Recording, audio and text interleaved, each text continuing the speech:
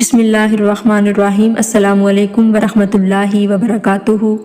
کتاب اسیران جمال مصطفیٰ صلی اللہ علیہ وآلہ وسلم میں سے آج ہم تذکرہ کریں گے اسلام کی پہلی شہید خاتون حضرت سمیہ رضی اللہ عنہا کا۔ حضرت سمیہ رضی اللہ عنہا سے روح ایمانی کو جدا نہ کیا جا سکا۔ جس طرح سب سے پہلے اسلام کے دامن رحمت سے وابستہ ہونے کا اعزاز ایک معزز خاتون حضرت خدیجہ الکبریٰ رضی اللہ عنہا کو حاصل ہوا، اسی طرح سب سے پہلے حق کی راہ میں جان کا نذرانہ پیش کرنے کی سعادت بھی ایک خاتون کو حاصل ہوئی۔ یہ خاتون حضرت سمیہ رضی اللہ عنہا تھیں۔ آپ حضرت عمار رضی اللہ عنہ کی والدہ ماجدہ تھیں، جنہوں نے ناموس رسالت کے تحفظ کے لیے اپنی جان کی قربانی پیش کی۔ اسلام قبول کرنے کے ساتھ ہی ان کے جذبہ ایمانی کو طرح طرح سے آزمایا گیا، لیکن جان کا خوف بھی ان کے جذبہ ایمان کو شکست نہ دے سکا۔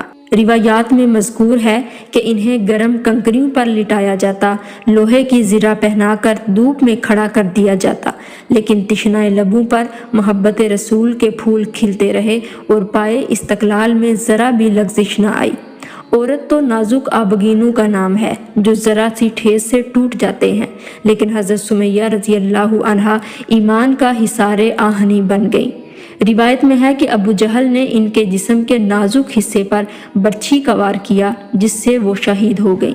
یہ اسلام کی پہلی شہید خاتون ہیں جن کو ہجرت سے پہلے شہید کر دیا گیا، اور یہ وہ خاتون ہے جنہوں نے مکہ مکرمہ میں اسلام کے ابتدائی دور میں اپنے اسلام کا اعلانیہ اظہار کیا تھا۔ ابن اسحاق نے آل عمار بن یاسر کے کسی شخص سے روایت نقل کی ہے کہ عمار حضرت سمیہ رضی اللہ عنہا کو بنی مغیرہ نے اسلام لانے کی پاداش میں تکلیفیں پہنچائیں، مگر اس نے اقرار اسلام کے سوا ہر چیز کا انکار کیا، حتیٰ کہ انہوں نے اسے شہید کر دیا۔